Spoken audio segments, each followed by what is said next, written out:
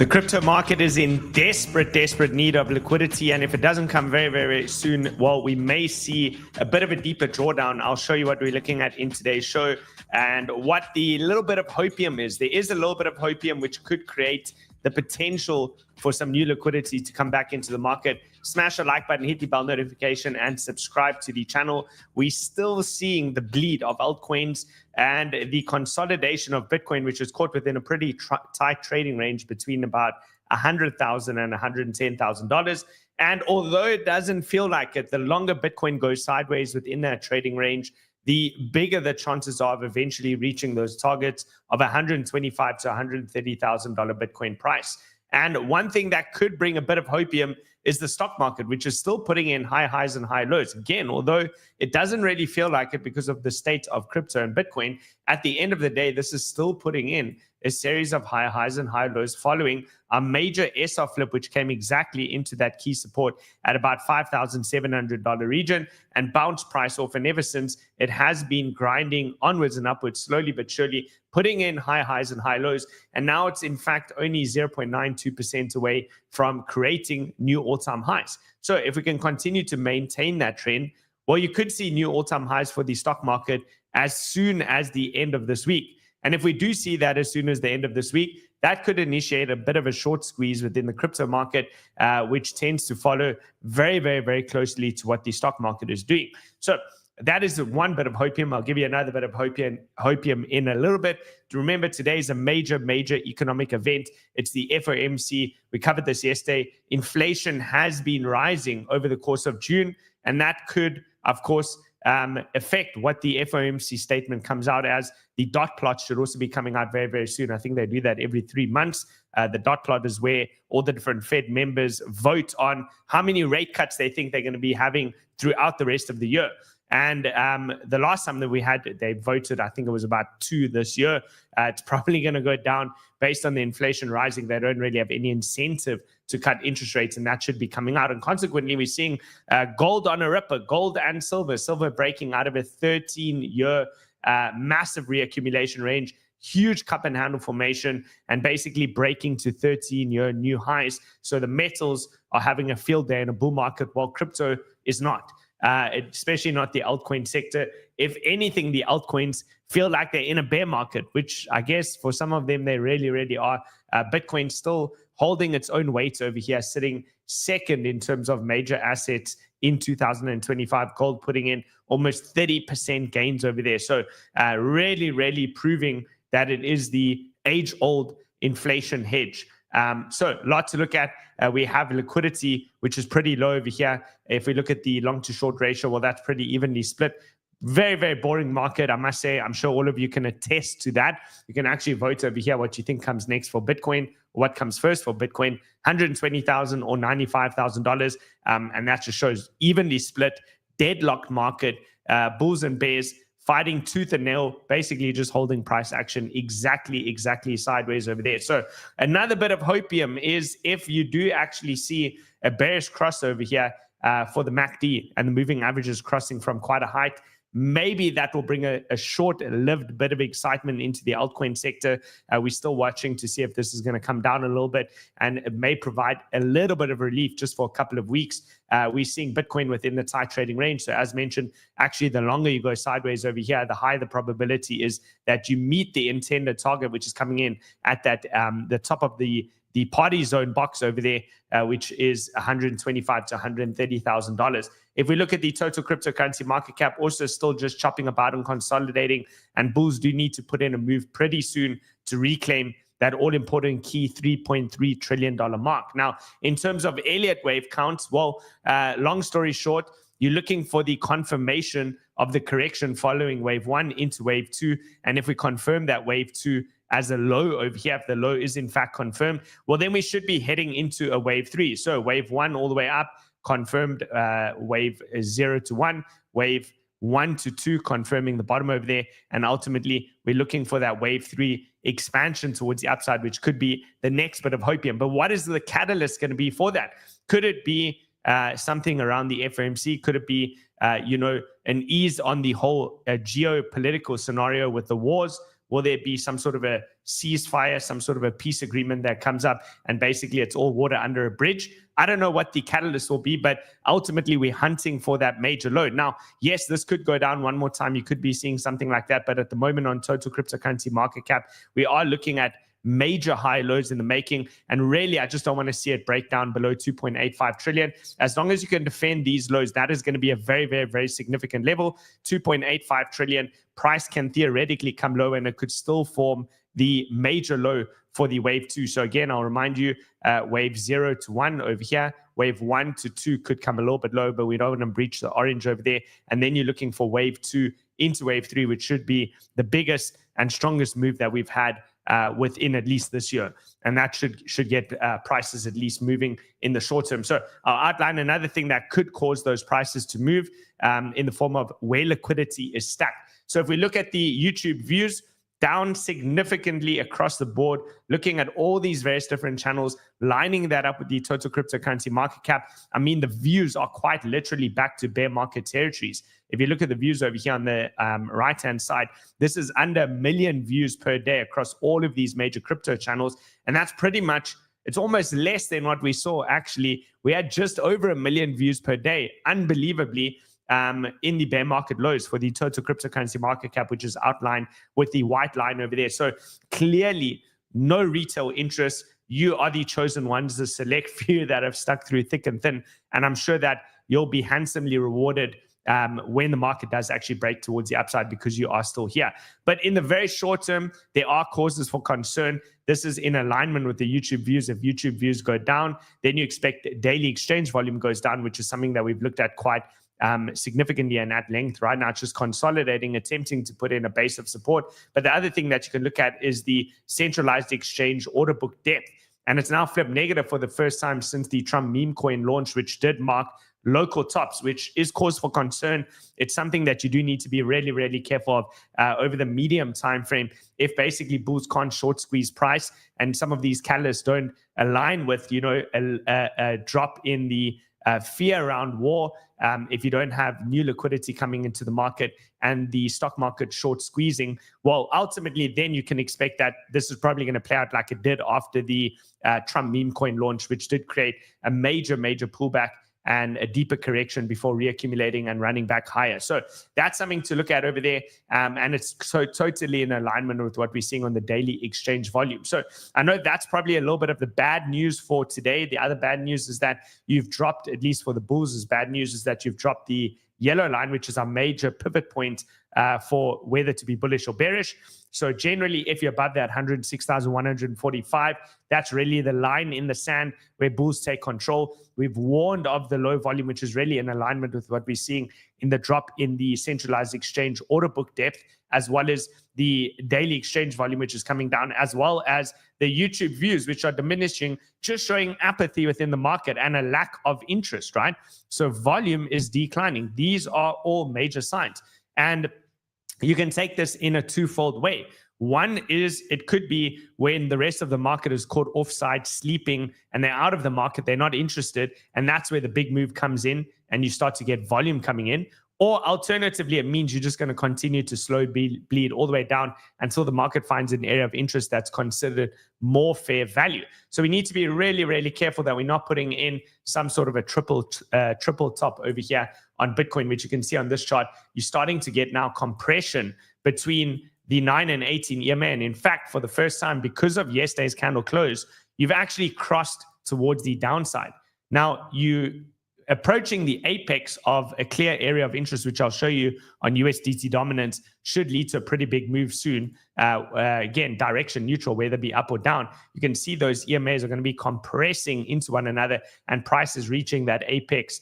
Basically, by the end of this week, we should start to see some sort of a move from here. So if bulls are going to strike, they need to strike very, very, very soon. One thing that's going for the bears is, or at least for the bulls, is that the bears continue to short into support over here and the funding rates continue to go negative, but they're not being rewarded. In fact, if you're long right now, you're actually being paid to be long because the funding rate is negative. And I'll show you what that looks like on the chart and how that's played out previously. So very, very, very deadlocked for the market over here. If bulls can get back above the yellow line, that means RSI will start to pivot back towards the upside, and that will be pretty significant. So if you're looking to trade the low time frames and you're looking to make money, well, you can amplify your gains by joining the PWTT FEMIX competition, which is $5 million up for grabs. You got 12 days to go. I just joined it today. Make sure that you jump in over there. It's a futures trading competition. The link is in the description below over there, and you're getting your sign-up bonus as well when you join FEMIX. So they are an A-book exchange, which means they don't trade against you, right? You'll be competing against almost 4,000 other market participants over there. So if you're a good trader, I think your odds are pretty solid in terms of winning that competition. Now, let's go into the short-term potential, which could start to shift price action over here towards the upside, and it's really living on a little bit of hopium. But this is what the bulls have going for them right now, is the fact that most of the market is still trying to short into major support, the support for Bitcoin being the 50 EMA on the daily time frame, which is held as major support over there. So BTC negative delta, ETH negative delta, Solana negative delta, SUI negative delta, Sonic negative delta, PopCat negative delta. It basically tells you a lot of the market is trying to flip short over here, I guess, around the war news, looking for major breakdown. Now, that's the thing. The market's had a week to position onto the short side, right? Under the war news, we're going to break into World War III. There's all the fear, doom posting over there. And usually you won't have that much time to position, right? An entire week to balance, or at least to reposition and rebalance your portfolio for the short side. So the hopium is that a lot of the market is caught off sides over there, and you're going to get a short squeeze, which plays out. And you can look over here at BTC. If we look at the funding rates, this is what I'm talking about. You're actually getting paid to be long in the market. And you can see the way that price has responded off of these range lows. It's attempting to form a new range low. The previous range low, when we last saw this, was around that $90,000 region where price wouldn't break below $90,000. Funding kept going negative, a very similar environment where shorts kept shorting into that major support, but they just couldn't break price through that support level. And consequently, price rallied up from $90,000 up to about $112,000. Now, given you need to see all these things align, which means that we would need to see the centralized exchange order book depth flipping back positive as opposed to negative over here. So you can view this as, part of the parcel in the form of a potential short squeeze, which would line up with the stock market. If the stock market can just squeeze 1% or 2% higher, you're going to trigger a whole lot of short traders, which need to cover.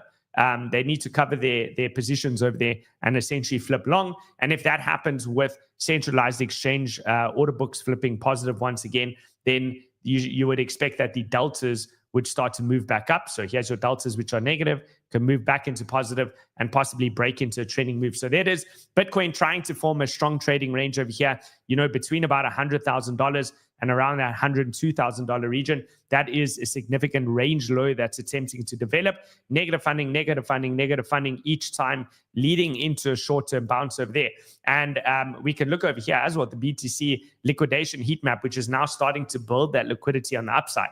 To be real with you, you can probably expect that the market's going to continue to chop and range as we approach the apex of the, at least of USDT dominance. I'll show you what that looks like in a bit. But let's see which side builds up more liquidity. If shorts can't break price down through those key range lows, $100,000 to $102,000 is the number for Bitcoin, then we should see a little bit of a squeeze towards the upside. So there's your liquidity. $106,000, at least for your short-term trading ranges. You got more liquidity there than below, which is above then compared to below. If we look at the ETH range over here that's forming, well, that's around that $2,200 region and very, very similar to Bitcoin.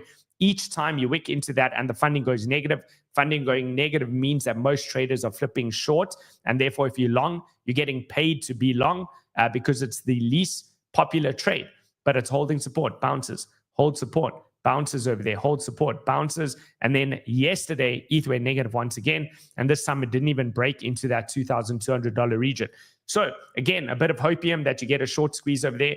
Also looking at ETH on the 24-hour look back period, you can see you are now starting to build more liquidity on the upside, just above $2,500. You already swept all of that liquidity on the lower end over there. So let's go into the USDT dominance. your bullish hopium over here is that you can't get back above and cross back above the 50 and 200 EMA. And again, the big S off flip region, major previous support now flipped into resistance, will be the 5% region. As long as you don't see something like this, the expectation would be this would be the equivalent of selling resistance on USDT dominance, which means buying support on whatever your favorite coin is over there coming into major support. So you're looking at that over there, therefore potential rejection and continued markdown over here. When we zoom in and we look at the low time frames, this is what I'm talking about when I say that you're approaching the apex, similar to what I just showed you on Bitcoin. Very soon, before you reach the end of this triangle, you should have a decision. Either it's going to break up or down, and that's going to drive the next major move.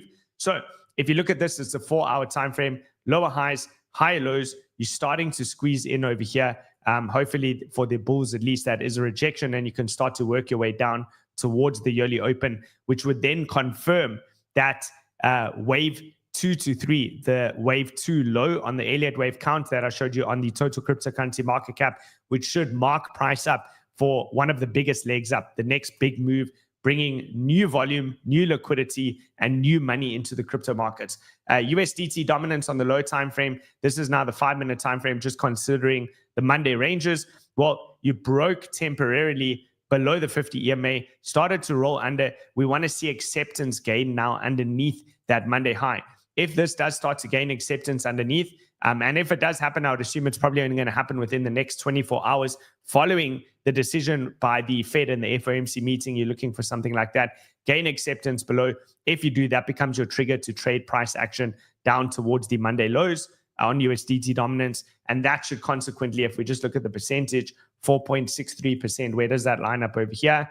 So that will take you back down towards the bottom over here. And if you can break that, then it's going to be looking good, right? For bulls. Until then, you have to remain relatively cautious and consider the lack of volume as a bit of a warning sign. All right, let's continue. So ETH BTC, also a very critical point, very important place that you want to see a high-low form and for this to start to move towards the upside. All of these trades are hanging on by an absolute thread and are going to be completely dependent on where the next wave of liquidity comes from. ETH holding on by a thread, XRP holding on by a thread, Solana holding on by a thread, SUI basically almost stopped out. I mean, at some point you have to stop out on this trade. So SUI looks like it's going to get taken out on this trade. You're probably better off waiting for break of structure, high highs and high lows. So let me know in the comments if there is anything in particular that you want charted or to have a look at. But all in all, I must be honest with you, it's a very boring market, and we're just waiting for the Fed to at least eliminate one other hurdle that the bulls are waiting for, right? Everybody's just waiting for the next big news-driven event, which is sometimes a little bit of a scary thing if you're constantly living on hope. Okay, cool. Let's quickly check the comment section. Let me know over there. I am keeping an eye out on that. And then, guys, just a quick reminder again, if you haven't already, support the channel by signing up to FEMIX over here. Sign up to FEMIX, trade their competition. If you're trading those low time frames, there's a lot of opportunity over here where you can win big in terms of the trading competition and amplify your profits. Okay, update on FARTCOIN. We can have a look at FARTCOIN. I'll have a look at FARTCOIN on the high time frames. I think yesterday we went through the low time frames, right? So you need to be in whale room. That's why you need to be in whale room. If we go to whale room, you would have already received all those updates that you're asking for. Let me just quickly find this. Let's go to Captain's Take over here. Okay, so if you were in whale room yesterday, you would have seen I said use the Monday range on USDT dominance to determine if you're going to enter into the other coins. There's no trigger. I wrote somewhere over here, still no trade, right? No trade on FARTCOIN and SPX. You need to see price get back above the Monday low and above the 50 EMA on the 5-minute time frame, and it needs to hold above it, preferably with that EMA angle towards the upside. And then I said we call that gaining acceptance, right? Until that happens, there is no trade. And I said as a bonus extra, just wait for the break of structure, higher high, higher low on the low time frame in order to actually take that trade, and then use USDT dominance as a little bit of a clue for when that should play out, right? So you can see over here, strong rising trend line over there. You wanted to see this gain acceptance below in a sustained fashion. Until that happens, there isn't really any trade. So that's what we've been waiting for. But if we go to FARTCOIN on the high time frame, I'm not going to look on the low time frames right now. Let's have a look on the the daily time frame over here, this is still going to be a pretty key area. That was a major low that formed. You put in a big move. You're looking for a high low anywhere around here on FARTCOIN, and then possible continuation. SPX has had huge moves. Possible double top over here, which you do need to be careful of. Other than a short-term trader, wouldn't take this as a swing long just because it's moved so aggressively. I think that you could possibly print a handle over here. If you look at this, almost a picture perfect cup and handle. You got the cup, which means you need the handle. You might see a deeper drawdown. If you do get something like that, that could print your handle. And then you're looking at a big move. Your measured move on something like this, we can actually work out would take SPX, if you break that neckline over there from current price, how big would that be as a move? Murad's going to be rich 120%. He gets to pretty much double his net worth, which is pretty significant. Okay, and that's from current price. So wait to see, maybe a bit of a handle will form over here, and then you'll get a better trigger over the top. Other than that, Monday range is still on the table for this trade. All right. Okay, we can have a look at render. AI, some of these coins are getting absolutely smacked. It's coming all the way back down towards the major support over here. 290, right? 290 is the key SR flip region. Yes, it can wick a little bit low, give it a bit of room, but between this 290 and 250, you expect to see support found. I would only buy into strength on something like this because the price is currently falling. All right. Let's see. Cool. I'm going to wait for a couple more requests to come through over there. So just drop them in the chat, guys. What else have we got to mention today? Is there anything else important? Yeah, okay. Just for Whale Room, guys, if you do want to join into there, the link is in the description below. So remember, we have Whale School for anyone that's new here. It's completely free to join. Click that link and join there. Whale Room is, a bunch of pro traders that we actually have to pay money to, which means you have to pay to be in Whale Room. They don't do it for free. So if you want to be in Whale Room, that is a paid product. This is Whale School is completely free. Okay, Nobody Sausage. Yeah, it's coming into key support. There it is. So it's eventually come back into the purple box over here. That was the predominant area where I was personally looking to accumulate. So I will be loading up a little bit into the zone over here. Just nibbling in. Remember, it's very dependent on what the rest of the market does. You need the total cryptocurrency market cap to confirm a major low and begin to mark up into wave 2 to 3 of the Elliott wave count. If that does happen, expect that everything's going to go up, and Nobody Sausage, I think, is a pretty good bet at sub $20 million market cap. All right, Casper, we can have a look at Casper. Let's put that on the list. We haven't checked this one out for quite some time. Here it is. I remember it was in that parallel channel, right? There it is. Okay, so parallel channel, look, not good news if you're a Casper bull, because you're starting to lose that midline now, which means that theoretically you could be targeting down towards the lows at 0.05. I know that maybe you don't want to hear that, and thereafter down, if you lose those lows, that could mark all the way down to about 0.02. Let's just see percentage-wise, what is that? I mean, that's pretty brutal. Hopefully you don't get that. That's like 70% down. But it is a very key support. We'll try to get a bit more specific on this one. So, yep, there it is. Very key support. That's a major range low for Casper. And we can just quickly line up with the fib. Let's just see over here in terms of a fib. Okay, you are coming right now into that 0.786 and 886 level, which means, that's kind of the last line in the sand. If you don't bounce off of the 0.886, then inevitably it's going to challenge these lows. And because you're coming in for the third time, there's a real chance that Casper begins to push through, right? So if you keep moving down, you might see something like that. All right. So definitely I understand that a lot of people who have been buying altcoins and holding them for a long time, portfolios, are probably in a lot of pain, right? This is a great chart to analyze where the majority of retail are at. And it shows that they don't want to look. They don't want to look. They close their eyes, they close their books, they close their laptops, and they don't want to look. They don't want to look at anything. But this could also provide huge opportunity. So keep your eye on the price. Max Pain. Yeah, Max Pain, as Ahmed says over there. Definitely Max Pain. Max Pain for the altcoin sector, that is. We should actually have a look at the altcoin sector over here in terms of its relative to BTC. So let's see how this is marking down. And there it is.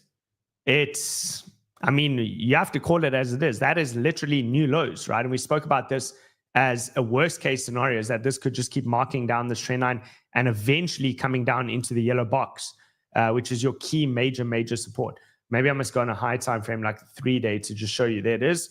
Major support, lows.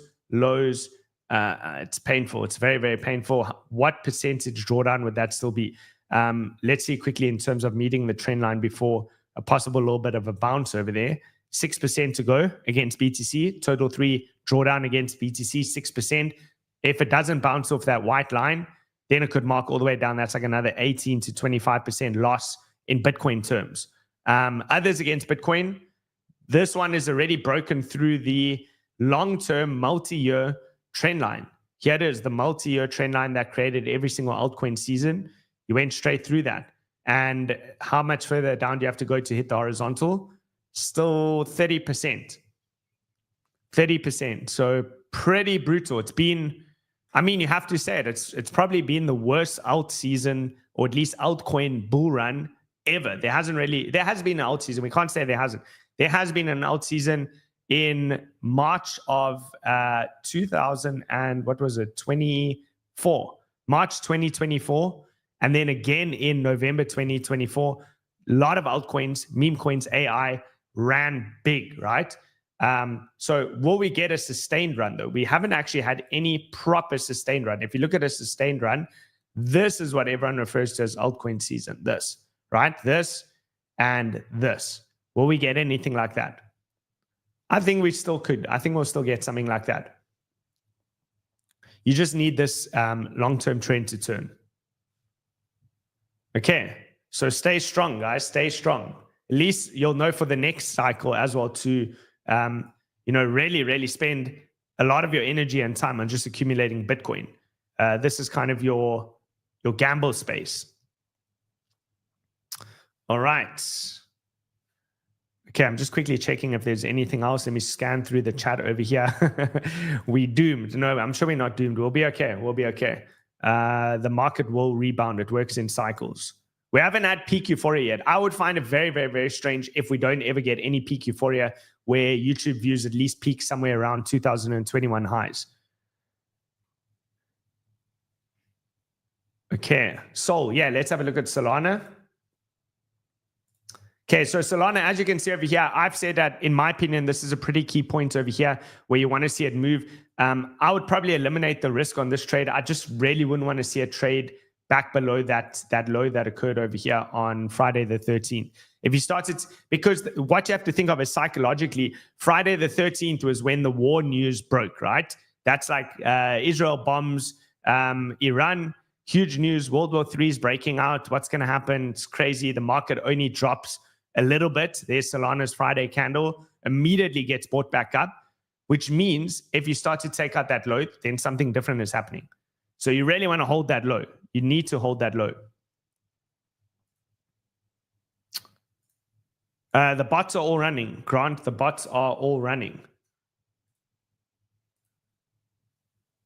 Okay. SPX 6900, we covered. We did that one. Let's have a look at 𝗧. I know that this was asked yesterday as well, so let's pull up 𝗧.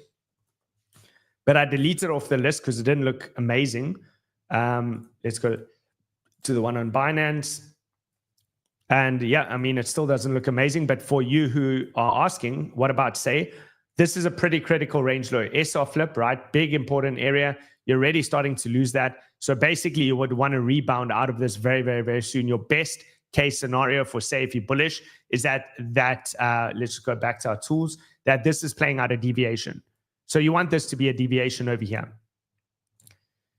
Let's just quickly see in terms of momentum oscillators. Not really. I was looking if there's any sort of a bullish divergence. Not really, but your momentum oscillator has come down quite a bit.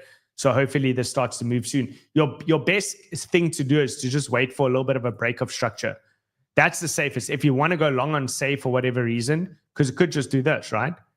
Could just do this and keep coming down. That's a huge difference. From there to there, what is the percentage drawdown? You could lose half your money in that environment. So you're better off just waiting for literally 𝗧 to do something like this, big move up, create a high, throw back, create a high low, then you consider that your deviation.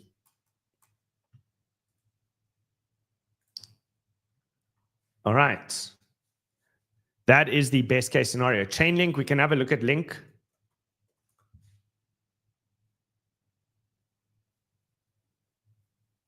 All right, here's Chainlink. Chainlink also super range bound. I think we covered this last time. You can very clearly see that this was a major area of interest over here.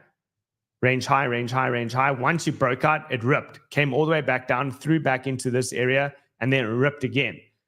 So that's going to be an important zone. Like, don't be surprised if Chainlink bleeds all the way back down into that area. Now it's in the middle of no man's land. That's another 27% down. This could easily come all the way back down here. You have no bullish price structure on Chainlink right now. This is just choppy price action, lower lows, lower highs, had a little bit of a relief rally, and now it's initiating the lower low, lower highs again. James, so we just bearish. Yes. At least in the short term, right? I would say that, you know, you're on the cusp of a potentially face melting bullish move on certain coins, but it really totally depends on, is new money going to come into the market? That's what it depends on.